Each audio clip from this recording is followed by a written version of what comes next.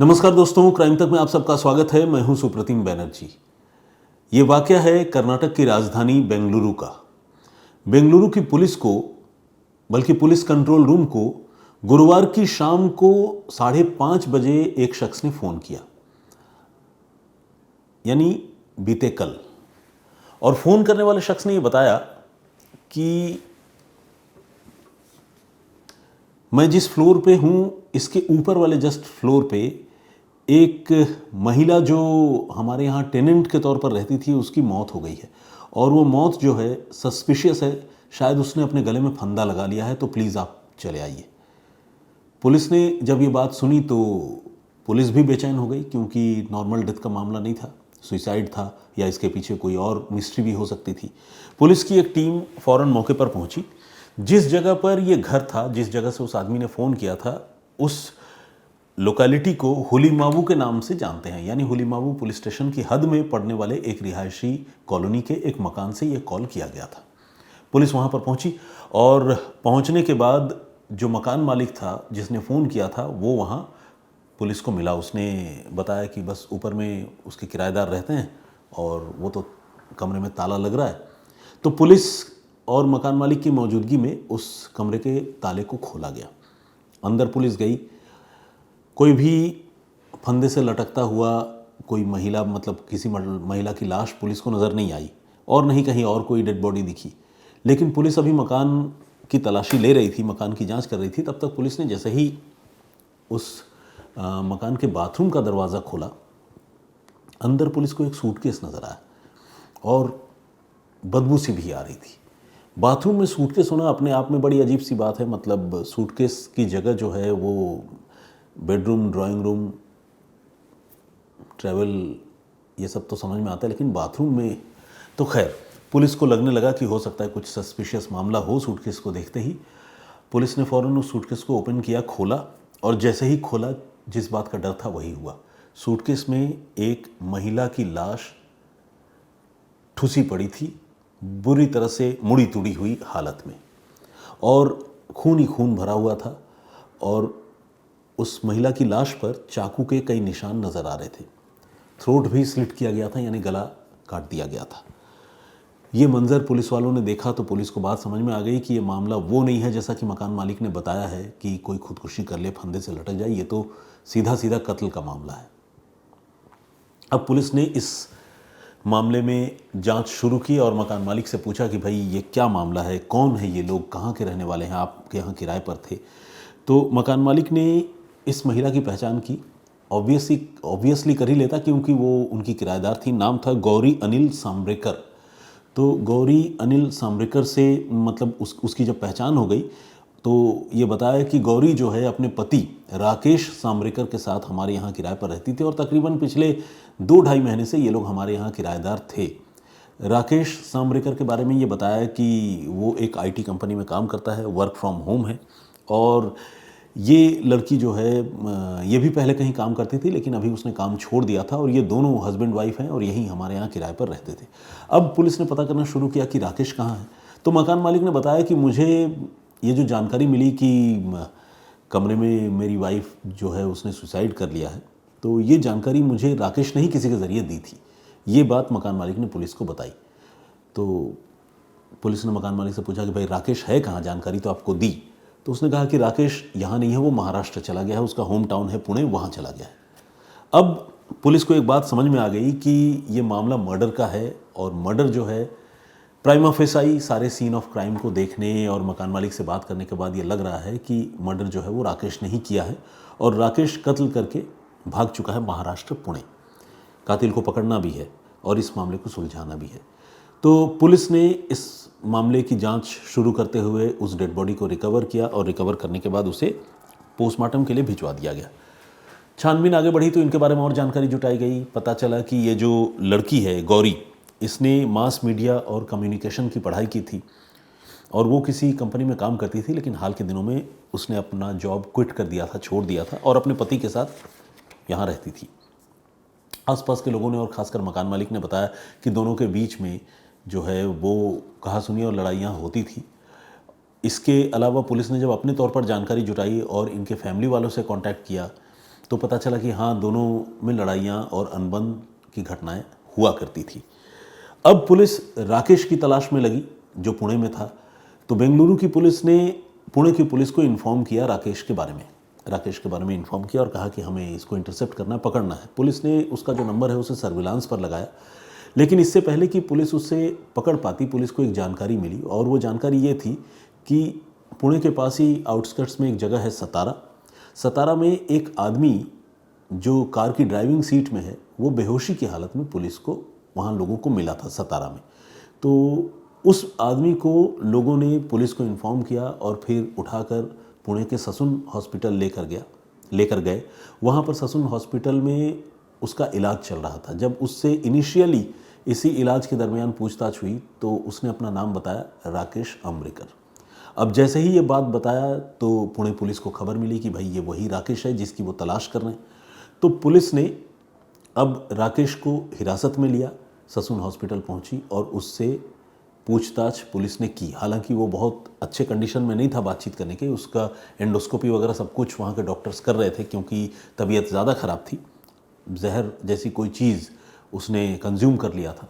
तो खैर, अब राकेश आम्रेकर से जब पूछताछ हुई तो राकेश आम्रेकर ने पुलिस को ये बताया कि उसकी अपनी पत्नी के साथ बुधवार की रात को डिनर टेबल पर किसी बात को लेकर अनबन हो गई थी, कहासुनी हो गई थी और ये बात इतनी ज़्यादा बढ़ गई कि उसने गुस्से में आकर पहले चाकू से अपनी पत्नी गौरी पर हमला किया और उसको जब 2-4 चाकू स्टैब कर दिए, मतलब मार दिए, और उसकी हालत जब ख़राब हो गई तो फिर उसने आगे जो है उसको ज़िंदा नहीं छोड़ा, उसकी हत्या कर दी, उसका थ्रोट भी स्लिट कर दिया, गला काट दिया।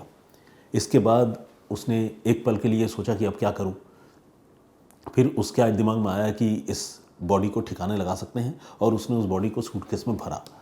लेकिन इससे पहले और इसके आगे उसने सोचा कि अगर सूटकेस में भरकर मैं ठिकाने लगाने की भी कोशिश करूंगा तो कहाँ करूंगा। ऑब्वियस सी बात है, बहुत सारी बातें दिमाग में आ रही होंगी। फिट ऑफ रेज में, गुस्से में उसने कत्ल तो कर दिया, लेकिन कत्ल करने के बाद होश ठिकाने आए तो समझ में आया कि क्या करें। सूटकेस में उसने उस बॉडी को पैक करके अपने ही मकान के बाथरूम में छोड़ दिया और फिर वहाँ से वो अगली रोज़ सुबह यानी गुरुवार की सुबह जो है वो रवाना हो गया अपनी गाड़ी से पुणे के लिए। पुणे वो पहुँचा और पुणे पहुँचकर उसने घर नहीं गया, पहले अपने माता पिता से फ़ोन पर बात की और अपने पिता को फ़ोन पर ये पूरी बात बताई और ये भी बताया कि उसने गौरी का कत्ल कर दिया है। साथ ही उसने ये भी कहा कि आप मेरे सास ससुर को भी फ़ोन करके इसके बारे में बता दीजिए कि उनकी बेटी का मैंने कत्ल कर दिया है और उनकी बेटी की लाश वहीं बेंगलुरु के हमारे मकान में सूटकेस में बंद बाथरूम में पड़ी हुई है। घर वाले इस बात से बेचैन हो गए।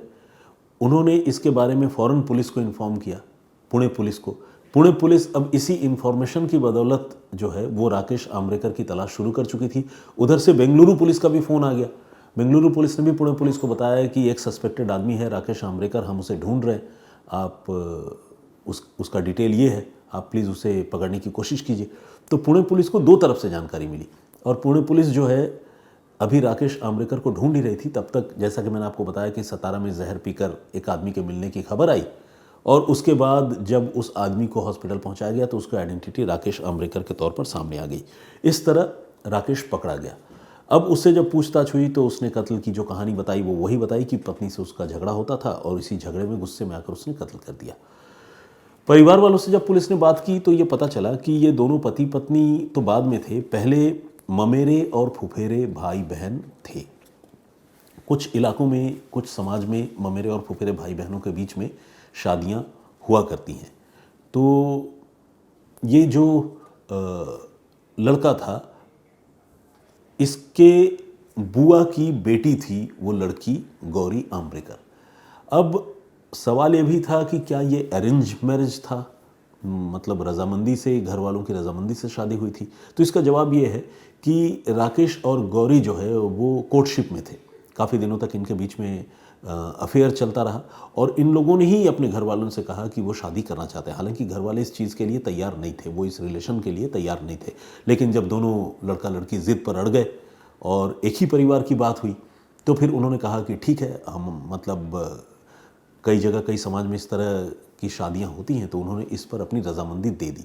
शादी हो गई और शादी होने के बाद फिर कुछ ही दिनों में, तकरीबन 2 साल इनकी शादी को हुए थे, कुछ ही दिनों में इनके बीच में फिर अनबन की शुरुआत हुई, कहासुनी की शुरुआत हुई और धीरे धीरे वो बात इतनी बढ़ गई कि राकेश ने गुस्से में आकर जो है गौरी की हत्या कर दी। अब इस मामले को पुलिस ने सुलझा लिया है। राकेश को अब ले जाना है बेंगलुरु, जहां उससे और गहराई से पूछताछ होगी। इस कहानी में कोई और अगर लेटेस्ट अपडेट आती है तो मैं उसके बारे में आप लोगों को बताऊंगा।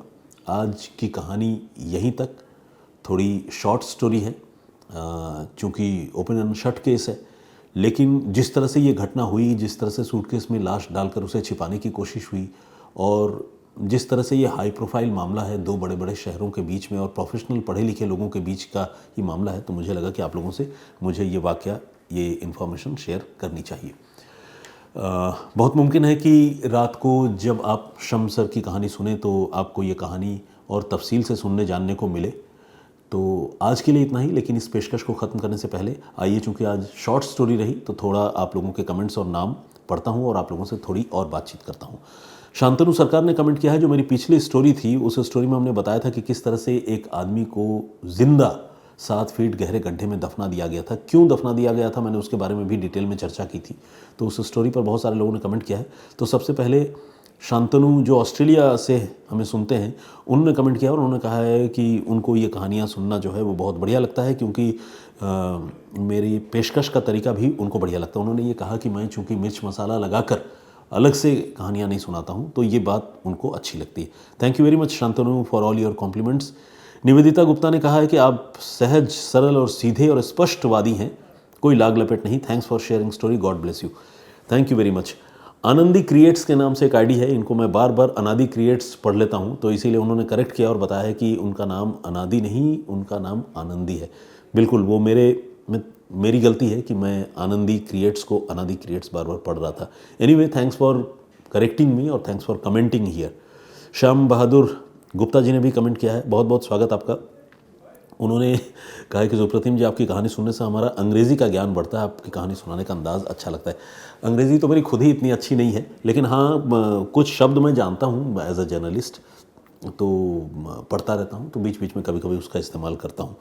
शून्य थे के शुरू नाम की एक आईडी है, उससे हमारे एक दर्शक ने कमेंट किया है, बहुत बहुत स्वागत आपका। जगदीश साहू ने भी कमेंट किया है और उन्होंने कहा है कि इस तरह की कहानियों को सुनकर अपने आसपास होने वाली घटनाओं और क्राइम की घटनाओं के बारे में पता चलता है। जस्टिस देर से मिलता है, कायदे कानून सख्त होनी चाहिए, ऐसा रेखा भट्ट जी लिख रही हैं। राजन श्रीवास्तवा जी ने कमेंट किया है और उन्होंने भी कॉम्प्लीमेंट किया है, thank you very much. Bhaskar Adgare साहब ने कमेंट किया है, ये कोल्हापुर से हैं, बहुत बहुत स्वागत आपका। मराठी मानुष हैं और महाराष्ट्र की ही ये घटना भी है। घटना तो चलिए बेंगलुरु की है, लेकिन कैरेक्टर्स जो हैं, किरदार जो हैं, वो महाराष्ट्र से हैं। धंजू अनूपगढ़ बलकार सिंह धंजू साहब ने कमेंट किया है, बहुत बहुत स्वागत आपका। देवराज भाई ने कमेंट किया, उन्होंने कहा है कि आपका स्टोरी बहुत डेंजर रहता है, तो ये अंदाज़े बयां मुझे अच्छा लगा देवराज जी। इसरार शेख साहब हैं महाराष्ट्र से। दीदारुल बापू, ये नॉर्थ ईस्ट से हमें देखते हैं, पुराने लिसनर हैं, इन्होंने भी कमेंट किया है। मधु कुमार ने कमेंट किया है और उन्होंने कहा है कि कहानी उनको भी सुनना अच्छा लगता है। Heart breaking crime story, Oliver Machado के नाम से एक आईडी है, उन्होंने भी कमेंट किया है। हमारे रेगुलर लिसनर है, पहले भी सुनते रहे हैं। प्रदीप भाम्बू जी रेगुलर सुनते हैं, कमेंट करते हैं। क्षत्रिय डीएस तोमर ने कमेंट किया है और उन्होंने कहा है कि किसी भी अपराध उन्होंने ये कहा है कि ये जो अपराध की घटनाएं होती हैं, इस तरह की घटनाओं से हमारा गुजारा चलता है, मतलब हम पत्रकारों का। अगर ऐसी घटनाएं न हो तो आप सोचिए कि हम जैसे लोगों का क्या होगा, मतलब हम लोग भूखे मर जाएंगे, इन्होंने ये कहा है। देखिए, कोई तोमर साहब, कोई भूखा नहीं मरता, ऊपर वाला, मतलब ऐसा नहीं कि नहीं मरता, मतलब भूख से भी लोगों की मौत होती है, लेकिन आमतौर पर इंसान भूखा नहीं मरता अनलेस एंड अनटिल वो बिल्कुल शारीरिक रूप से लाचार न हो। और आज के ज़माने में लोग सेवा भी बहुत करते हैं, एक दूसरे की मदद करते हैं, और ऊपर वाला हर आदमी को उसके हिस्से का रिज्क देता है, वो उर्दू में कहते हैं, मतलब उसके हिस्से की रोटी देता है। तो ऐसा नहीं है, अगर मान लीजिए अपराध नहीं हो तो इससे बढ़िया क्या हो सकता है। समाज बहुत अच्छी रहने लायक जगह ये बन जाएगा और हम कुछ और काम कर लेंगे, क्राइम रिपोर्टिंग नहीं करेंगे। वेंसी कारपेंटर ने कमेंट किया है, थैंक यू वेरी मच, बहुत धन्यवाद आपका। राम राम सुप्रतिम सर जी, ये लिख रहे हैं मुकेश यादव जी, बहुत धन्यवाद आपका। शैतान सिंह साधु साहब हैं, इन्होंने भी कमेंट किया है। राधे राधे डीएस भक्ति, ये मेरे ख्याल से तरुण जी की आईडी है, उन्होंने लिखा है वायरल वीडियोस के नाम से। एक आईडी है, उन्होंने भी कमेंट किया है, बहुत धन्यवाद आपका। सुखा जी ने कमेंट किया है, सुखा बादेसरा, इस तरह का नाम और सरनेम है। मुझे लग रहा है सुखा आमतौर पर सुखजीत नाम का शॉर्ट फॉर्म होता है, तो हो सकता है कि आप पंजाब से हों, मुझे ऐसा लग रहा है। राजू सिंह जी ने कमेंट किया है, गुड इवनिंग लिखा है। और इसके अलावा क्लिप मूवी, सोहेल सैयद साहब का कमेंट है, उद्रेश बिंद रेगुलर लिसनर है हमारे, गीता रानी, शोभित पासवान, जया अवस्थी, बहुत धन्यवाद आपका, आप सारे लोगों का, थैंक यू वेरी मच इतना वक्त निकाल कर कमेंट करने के लिए। आज की स्टोरी पर आपकी राय क्या है, आप क्या सोचते हैं, प्लीज़ हमें कमेंट करके ज़रूर बताइएगा। मैं फिर हाजिर होऊंगा किसी और कहानी, किसी और वाक़े के साथ। सोमवार को ईद का दिन है, अगर मैं दफ्तर में आया फिर तो आप लोगों की खिदमत में 100% हाजिर रहूँगा, और अगर मान लीजिए छुट्टी मिल गई तो फिर माफ़ी चाहूँगा, छुट्टी लूँगा। बस आज के लिए इतना ही। अपना बहुत ख्याल रखिएगा, सुरक्षित रहिएगा, और ईद की आप सारे लोगों को बहुत बहुत अग्रिम शुभकामनाएं, बहुत बहुत बधाई। फ़िलहाल मुझे इजाज़त दीजिए, अपना बहुत ख्याल रखिए, सुरक्षित रहिए। जय हिंद, जय भारत।